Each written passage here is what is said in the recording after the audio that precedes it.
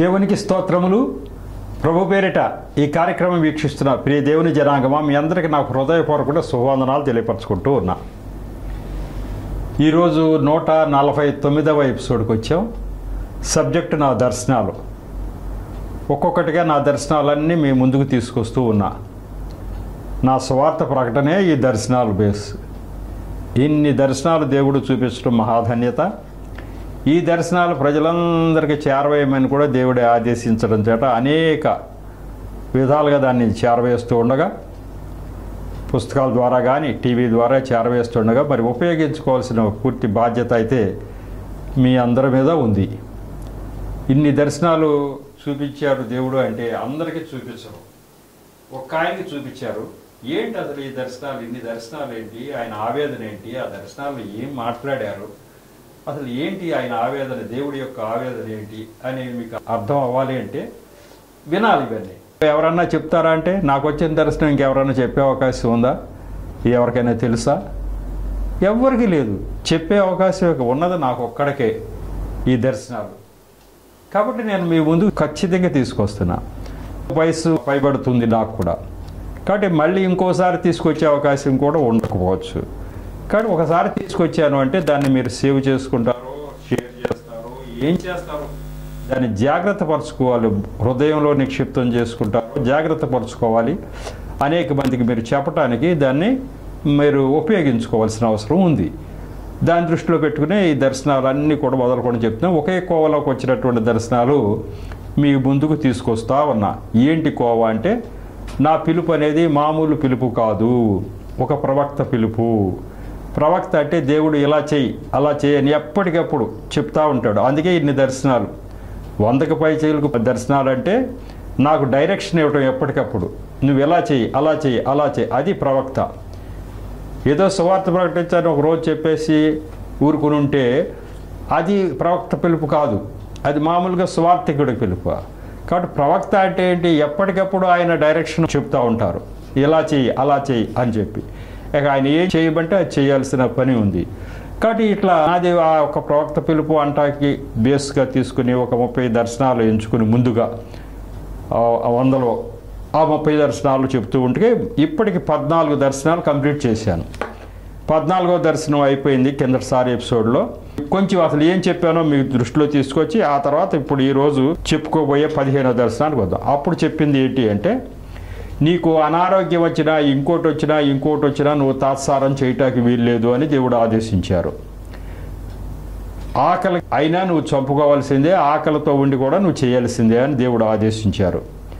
మరి ఇట్లా ఆదేశించడం అందరికీ జరుగుద్దా? ఒక ప్రవక్తలకే జరుగుద్ది. అబ్బాయి నువ్వేం తినొద్దంటే ఆదివారాలు నువ్వు స్వార్థకంటూ వెళ్ళావంటే నువ్వు ఆకలి గురించి భోజనం గురించి ఆలోచించే పనే లేదు, నీ పనల్లా ఇదే పని అని చెప్పేశాడు ఆయన స్పష్టంగా.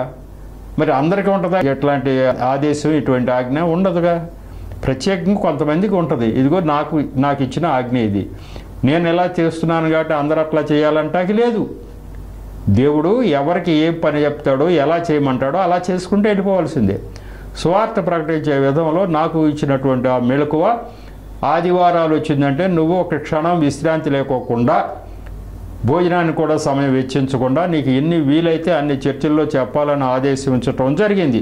ఇప్పుడు 2018లో నేను ప్రభువు నమ్మిన తర్వాత 6 సంవత్సరాలకి నేను సువార్త ప్రకటిస్తుండగా జరిగిన మాట అది. 2018 అంటే ఇప్పటికి తెలిసింది కదా, 6 సంవత్సరాల క్రితం. మరి అప్పటి నుంచి స్టైల్ మార్చి ఎక్కువ చర్చల్లో చెప్పడానికి ప్లాన్ చేసుకుని అట్లా వెళ్ళటం జరిగింది. అప్పుడే నాకు ఒక ఉదాహరణగా చూపించారు. డాక్టర్ ఆనంద స్థిరాకారు, ఆయన వృద్ధాప్యంలో ఉండి అనారోగ్యంతో ఉండి ఇన్ని దేశాలు తిరుగుతూ ఇన్ని చోట్లకి వెళ్ళటం నువ్వు చూస్తున్నావుగా అని నాకు చూపించారు. అది అట్లానే ఉంటుంది. అనారోగ్యం ఆయన ప్రకటిస్తూనే ఉంటున్నారు. ఆయనతో నాకున్న సన్నిహితాన్ని బట్టి నాకు బాగా తెలుసు. ఆ ప్రకటించడం వల్ల ఆయనకి ఏమైనా లాభం అంటే ఆయనకి ఏమీ లాభం లేదు. ఎందుకంటే నాకు అన్ని వివరాలు చెప్పారు. ఇక్కడ విజయవాడ వచ్చి మీటింగ్ పెడితే ఎంత ఖర్చు అవుతుంది ఆయనకి చెప్పారు. ఇక్కడ వచ్చే కానుకలు ఎంత, ఆయన ఖర్చు అయ్యేది ఎంత చెప్తే ఎంతో తేడా ఉంది. ఎందుకు మరి డబ్బు అంతా ఖర్చు పెట్టుకుని ఇక్కడికి రావాలి? ఆయన ఖర్చు అయితే ₹1,00,000 అయ్యింది అనుకోండి, ఆయన కానుకల రూపంలో వస్తే ₹10,000 వస్తాయట. ₹90,000 ఆయన చేతి ఖర్చులే. అనారోగ్యం మరి ఎందుకు ఇట్లా చేయాలంటే దేవుడు ఆదేశం. ఇప్పుడు నేను ఎందుకు చేయాలి ఇట్లా అని అంటే దేవుడు ఆదేశం. ఆ రోజు ఆకలితో అలమటించైనా సరే నువ్వు ఈ పని చేయాలని దేవుడు చెప్పాడంటే చేయాల్సిందే. అట్లా అంటే ఆయన కూడా చూపించాడు నాకు. ఆయన అంత అనారోగ్యంతో ఉన్న ఆయన అలా చేస్తున్నాడే, మరి నువ్వు చేయొద్దా అని చెప్పి కూడా నాకు ఆదేశించడం జరిగింది. ఏంటి ఇది? దీంట్లో మర్మం ఏంటి? ఎవరికైనా క్రైస్తవులకు లాభమా దీనివల్ల? ఎవరికి లాభం ఇది? యేసు ప్రభువుని ఎరుగని వారి గురించి మనల్ని ఎలా శ్రమ పెడుతున్నారు దేవుడు. శ్రమ ఎంత శ్రమలే కదా మనకి. మన హాయిగా ఇంట్లో కూర్చోవచ్చు, చర్చికి వెళ్ళి వచ్చేయచ్చు. శ్రమ ఎందుకు శ్రమ పెడుతున్నారు మనల్ని? మన గురించా? నా గురించి కాదు, క్రైస్తవుల గురించి కాదు, ఎవరి గురించి? ఇదిగో యేసు ప్రభు మార్గంలో లేనివారు వాళ్ళ గురించి ఆయన ఎందుకు ఎంతగా పట్టించుకుంటున్నారు? వాళ్ళకి ఎంతో ప్రమాదం లేకపోతే వాళ్ళ గురించి ఈయన ఎందుకు పట్టించుకుంటున్నాడు? ఈయన సృష్టికర్త కాకపోతే, వాళ్ళకు కూడా ఈయనే దేవుడు కాకపోతే ఈయనకేం పని వాళ్ళ గురించి ఆలోచించాల్సిన పని? ఇది ఆలోచించడానికే ఈ దర్శనాలలో అన్నిటిలో కూడా మనం ఆ విషయం గ్రహించవలసిన అవసరం ఉంది. కాబట్టి అట్లాంటి దర్శనం కిందసారి ఈ కోవలో 14వ దర్శనం చెప్పేశాను. ఈ కోవలో 17వ దర్శనానికి ఇప్పుడు వచ్చేద్దాం.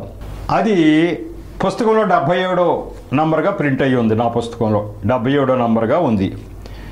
18/5/2019 అంటే ఒక 5 నెలల తర్వాత, దాని తర్వాత నేను మధ్యలో స్కిప్ చేసుకుంటూ వస్తున్నాను కదా, కాబట్టి ఇంక మధ్యలో ఇంకో దర్శనం ఉంది. కాబట్టి 5 వరకు వచ్చిన దర్శనం తర్వాత మళ్ళీ ఈ దర్శనం ఎప్పుడు అంటే ఒక 5 నెలల తర్వాత వచ్చింది. 18/5/2019లో వచ్చింది. ఆ దర్శనం చదువుతున్నా వినండి.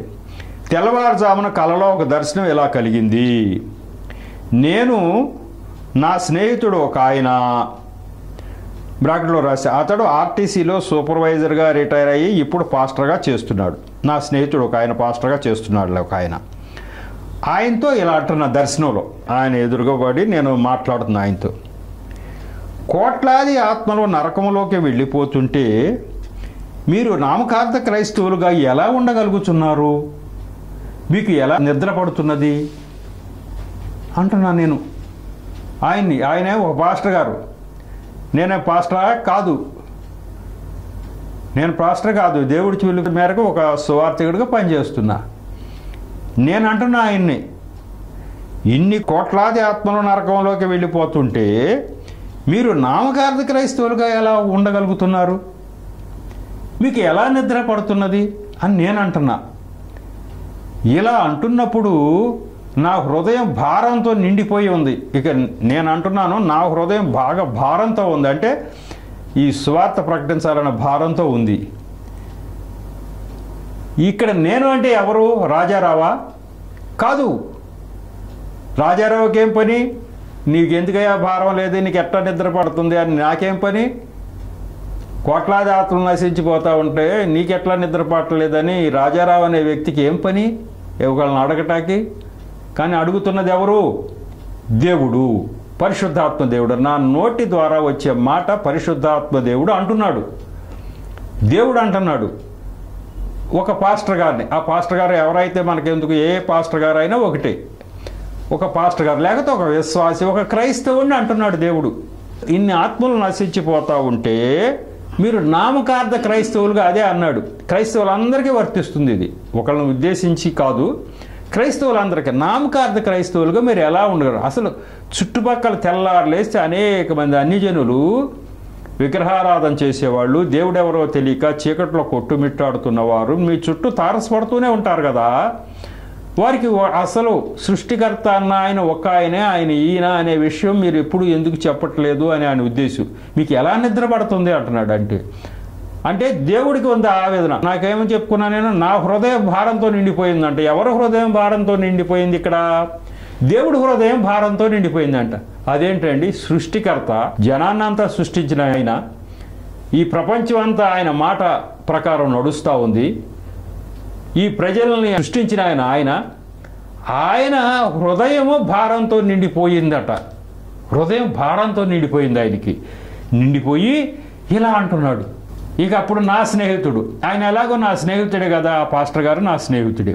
నా స్నేహితుడు, ఏమో సార్ మీకున్నంత భారం మాకు లేదు,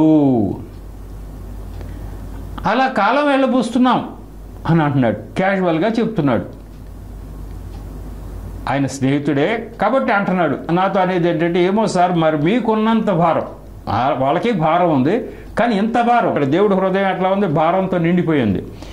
ఇంత భారం మాకైతే లేదు. అలా కాలం వెళ్ళిపోతుంది. మేము పాస్టర్గా పనిచేస్తున్నాం, మేము సంఘ కాపరి, వచ్చినటువంటి ఆ సంఘస్థులకి మేము బోధిస్తూ ఉన్నాము, నడుస్తూ ఉంది, దేవుడి పనే చేస్తున్నాం. కానీ కోట్లాది మంది ఆత్మలు ఎక్కడెక్కడో ఉన్న నశించిపోతున్న వాళ్ళ మీద అంత భారం అనేది మాకైతే లేదు సార్, మీకున్నంత భారం అని అన్నాడు. ఇంతలో మెలకు వచ్చేసింది.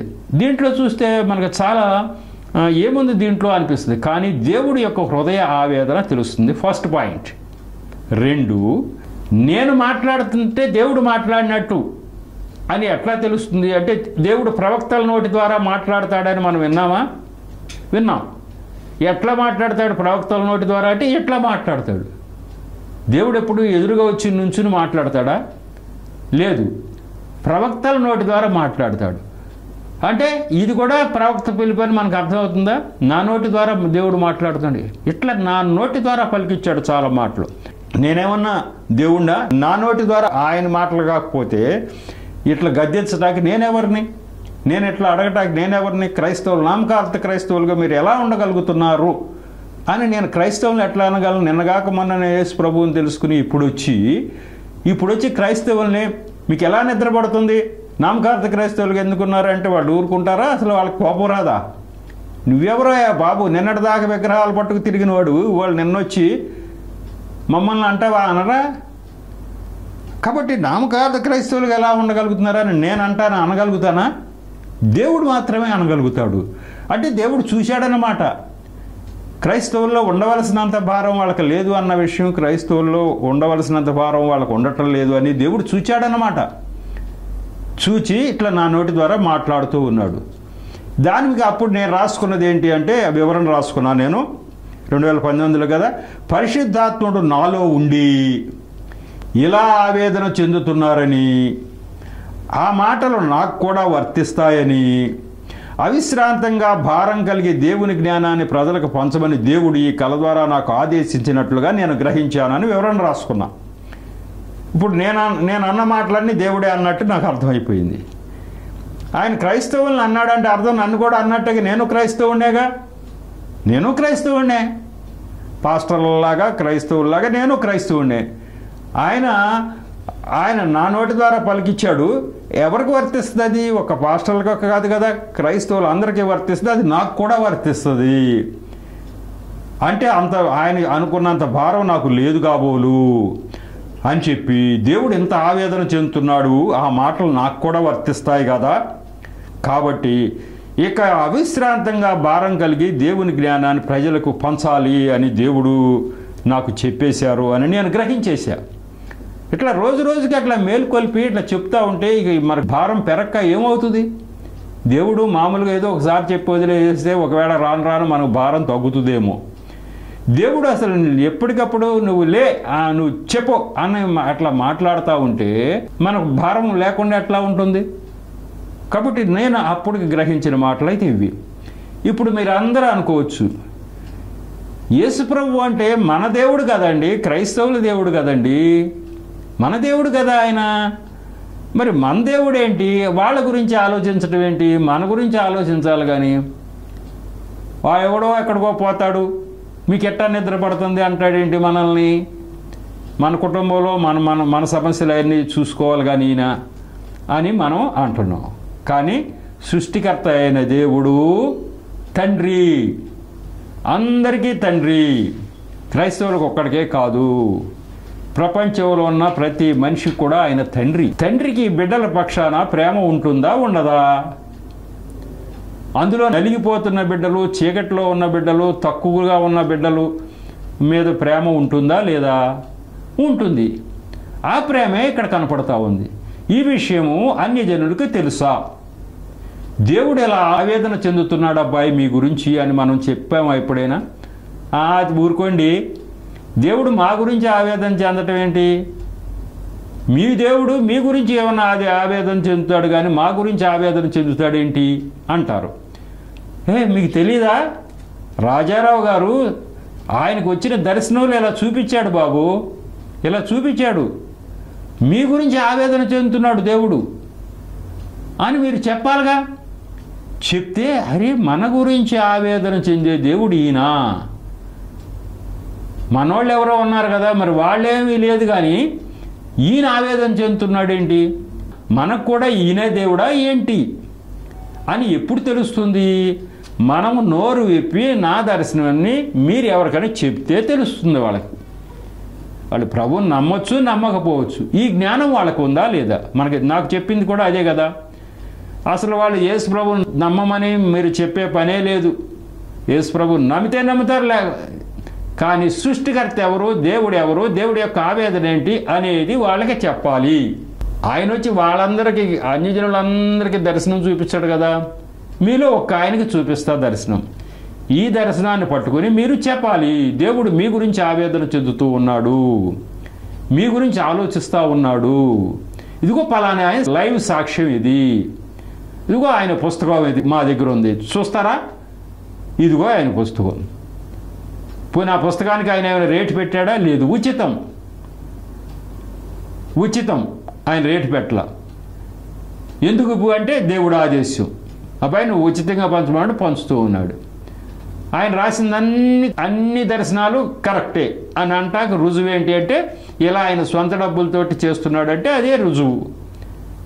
ఆయనకి ఏమీ లాభం లేదు, ఆయన సొంత ఖర్చులతో చేస్తున్నాడు దేవుడు చెప్పాడని. కాబట్టి ఇవన్నీ నిజమే. నిజం కాకపోతే ఆయన ఎందుకు రాస్తాడు అనేది రుజువు. నిజమైన తర్వాత ఆయన ఎవరి గురించి, క్రైస్తవుల గురించి ఆలోచిస్తున్నాడా 24 గంటలు దేవుడు? ఈ ప్రపంచంలో ప్రతి వాళ్ళందరి గురించి ఆడుతున్నాడు. ఎక్కువగా ఈ యొక్క యేసు ప్రభు మాకు వద్దు అన్న వాళ్ళ గురించే ఎక్కువ ఆలోచిస్తున్నాడని నా యొక్క దర్శనాల ద్వారా నేను గ్రహించా. ఎక్కువ ఆలోచించేది యేసు ప్రభు మాకు వద్దు అన్న వాళ్ళ గురించే ఆలోచించారు అని దేవుడు ఆలోచిస్తున్నాడు. ఆలోచించి ఆ భారము, ఆయనకున్న భారము, ఆయన బిడ్డలైనటువంటి ఆయన్ని ముందుగా అంగీకరించిన మనమంతా వాళ్ళ పిల్లలు, మన పిల్లల్ని మందలిస్తున్నాడు, మన పిల్లల్ని జాగ్రత్తగా ఉండనున్నాడు. ఇప్పుడు ఎట్లాగంటే ఇది మీకు చిన్న ఉదాహరణ చెప్తా. ఇప్పుడు మన అబ్బాయితో పాటు ఇంకొక వాళ్ళ స్నేహితుడు ఎవరో వచ్చారు. వాళ్ళిద్దరూ కలిసి ఎక్కడికో వెళ్ళి ఏదో ఒక ప్రమాదంలో చిక్కుకోవటం, ఏదో ఇబ్బంది పడ్డారు. ఇంటికి వచ్చిన తర్వాత తల్లి తండ్రి ఏమంటారు? వాళ్ళ అబ్బాయిని కేకలేస్తారు. అరే బాబు, ఆ పిల్లాడెవరో వచ్చాడు నీ దగ్గరికి, మేమిద్దరం కలిసి వెళ్ళాం కదా, తప్పు ఇద్దరిదంటే కాదు, నీదే ఎక్కువ తప్పు అని మన పిల్లాడినే మనం గద్దిస్తాం. ఎందుకు అంటే ఇది ప్రమాదం జరిగే చోటు అని నీకు తెలుసు కాబట్టి, అవకడ పిల్లాడికి తెలియదు కాబట్టి నువ్వే అతను సరిగ్గా గైడ్ చేసి అట్లా ప్రమాదంలోకి వెళ్లకుండా కాపాడవలసిందని మన పిల్లవాడిని మనం కేకలేస్తాం, మనం మందలిస్తాం, తిడతాం మన పిల్లాడిని. నువ్వు ఎందుకు ఇలా చేసావని మన పిల్లాడిని. ఆ వచ్చిన పిల్లాడిని తిట్టం, కొట్టం, ఏం చేయం. ఎందుకు? అతనికి తెలియదు, నీకు తెలుసు అని మన పిల్లాడిని తిడతాం. అట్లాగే క్రైస్తవులు అన్నవాళ్ళు దేవుని యొక్క పిల్లలు కాబట్టి మనల్ని ఆయన గద్దిస్తున్నాడు, మందలిస్తున్నాడు. ఇదిగో పక్కన వాడు దారి తప్పిపోతూ ఉంటే మరి నువ్వు తప్పించడానికి ప్రయత్నం చేయవేంటి అని మన పిల్లల్ని మనం గద్దించినట్టు దేవుడు మనల్ని గద్దిస్తూ ఉన్నాడు. దేవుడు మనల్ని గద్దిస్తాడు. దేవుడు ఇంకా అనేక చోట్ల గద్దించాడు. యేసు ప్రభు వారు ఇప్పుడు కానీ అప్పుడు ఆత్మరూపంలో ఉన్నాడు. యెహోవా దేవుడు పాత నిబంధన కాలంలోనే దేవుడు విపరీతంగా గద్దించాడు ఆయన బిడ్డలను, ఇజ్రాయేల్ ప్రజలు, ఆయన బిడ్డలు. యేసు ప్రభు వారు ఇంకా ఈ లోకానికి రాలా. యెహోవా దేవుడు ఇజ్రాయేల్ ప్రజలను ముందుగా ఏర్పరచుకున్నాడు అబ్రహాం సంతానంలో వచ్చి, మీరంతా నా స్వాస్థ్యమే, నా పిల్లలు అని చెప్పేశాడు. చెప్పేసిన తర్వాత విపరీతంగా గద్దించాడు వాళ్ళని. అది ఒక వాక్యం మీకు చెప్పి వినిపిస్తే, ఎందుకు చెప్తున్నానంటే దీంట్లో వాక్యం రెఫరెన్స్ కావాలి ఏదో ఒకటి. ఏంటండి మనల్నే గద్దిస్తామేంటి? అక్కడికి పాస్టర్లుగా ఉన్నాం, ఏదో పరిచర్య చేస్తున్నాం, నానా తంటాలు పడుతున్నాం, ఇంకా మనల్నే పట్టుకుని నీకు ఎట్లా నిద్ర పడుతుంది అంటాడేంటి దేవుడు? మనల్ని తిడతాడేంటి? మనల్ని కోపగించుకుంటాడేంటి అని మీరు అందరూ అనుకోవచ్చు కదా. కోపగించుకుంటున్నాడు. అలా కోపగించుకున్నాడు మొదటి నుంచి. ఆయన సృష్టికర్త కాబట్టి అలా జరుగుతూ ఉంది. ఆ యొక్క రెఫరెన్స్ కూడా మీకు చెప్పేస్తే, యెషయా గ్రంథంలో మొదటి అధ్యాయమే, యెషయా గ్రంథం మొదటి అధ్యాయంలో ఒక్క రెఫరెన్స్ మీరు చూస్తే దేవుడు మనల్ని ఇప్పుడు గద్దించడం కాదు, మొదటి నుంచి గద్దిస్తూనే ఉన్నాడు. ఎవరి గురించి గద్దిస్తున్నాడు? అన్యజనుల గురించి గద్దిస్తున్నాడు. అరే మిమ్మల్ని చూసి వాళ్ళు నేర్చుకోవాలి, కానీ మీరు తప్పు చేస్తే ఎట్లా? అదే అంటాడు. మీరు తప్పు చేస్తే ఇంకా బయటవాడు ఏమి నేర్చుకుంటాడు? దేవుడి పిల్లలైన వాడు తప్పు చేయకూడదు. తప్పు చేస్తే వాడు అవకూడదు, ఇంకే నేర్చుకునేదేముంది? కాబట్టి మీరు తప్పు చేయటానికి వీల్లేదని మనల్ని తిడతాడు. అసలు తప్పు చేస్తున్నటువంటి అన్యజనుల్ని ఏమీ అనడు, ఎందుకంటే వాళ్ళకి తెలియదు ఈ విషయాలు. అన్యజనులు ఏమి అన్నాడు? తప్పు చేస్తున్న వాళ్ళని మనల్ని పట్టుకుని గద్దిస్తాడు.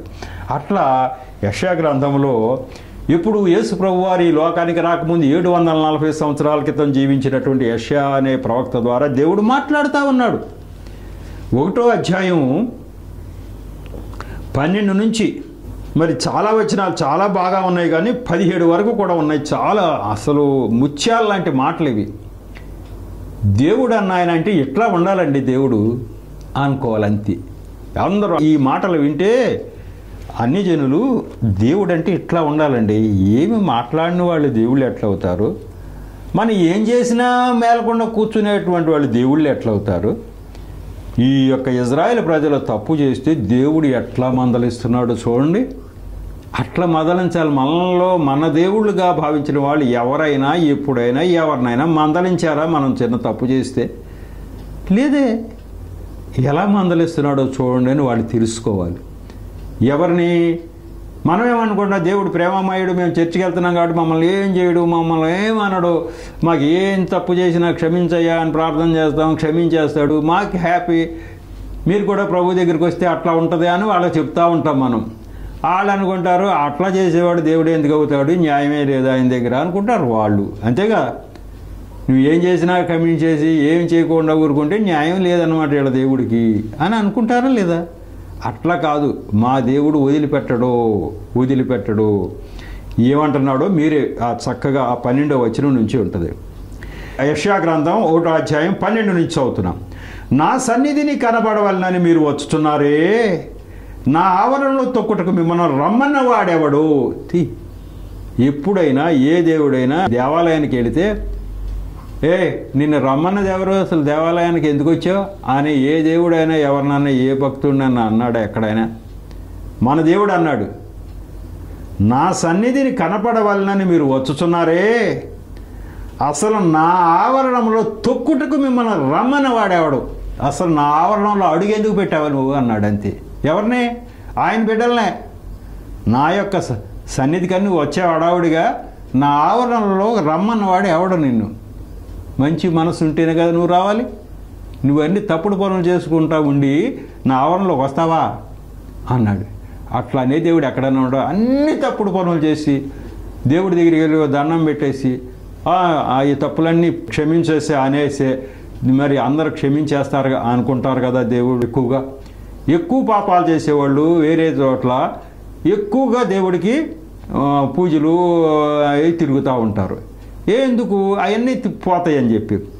అట్లా దేవుడు ఎప్పుడైనా నువ్వు ఎందుకు వచ్చావు నా దగ్గర కానీ అంటం ఎక్కడైనా విన్నామా? ఏ దేవాలయం ఏ తీర్థయాత్రకైనా ఎవరైనా సరే యేసు ప్రభు మార్గంలో లేని వాళ్ళు వాళ్ళ దేవాలయాలకు వెళ్ళినప్పుడు అన్ని తప్పుడు పనులు చేసుకుంటా ఉండి ఎందుకు వచ్చావు నువ్వు అని అన్నవాళ్ళు ఉన్నారా? లేరే. కానీ ఈ దేవుడు అంటున్నాడు, తప్పు పనులు చేస్తూ నా దగ్గరకు వచ్చిన వాళ్ళని నా ఆవరణను తొక్కుటకు మిమ్మల్ని రమ్మన్న వాడేవాడు. మీ నైవేద్యం వ్యర్థం, అది నాకు అసహ్యం పుట్టించు ధూపార్పణం, దాని నెకను తేకుడు. నైవేద్యాలు కూడా తీసుకొస్తారు కదా, అమ్మో మేము ఇచ్చేయాలి, దశంభాగం ఇవ్వాలి, అన్ని పుచ్చుకుని వస్తాం మనం. అసలు ఎంత వ్యర్థమయ్యా నువ్వేమిస్తే? అది నాకు అసహ్యం పుట్టించు ధూపార్పణము, దాని ఇక్కడ తేకుడే. అసలు నీ డబ్బులే వద్దు నాకు. అమావాస్య విశ్రాంతి దినమును సమాజ కోట ప్రకటనమును జరుగుతున్నవి. పాపుల గుంపు కూర్చిన ఉత్సవ సమాజమును నేను వచ్చాలి. వాళ్ళంతా అమావాస్య రోజున విశ్రాంతి దినమున బ్రహ్మాండమైన ఉత్సవాలు జరుపుతూ ఉంటారంట దేవుడి యొక్క మందిరాల్లో. మందిరాలకు వచ్చి ఈరోజు అమావాస్య, ఈరోజు అంత హడావుడి, ఇవాళ విశ్రాంతి దినం, ఇవాళ దేవుడు ప్రార్థనలో గడిపారు, అందరూ హడావుడి అనుకుని మంచి ఉత్సవ సమాజం చేస్తారంట.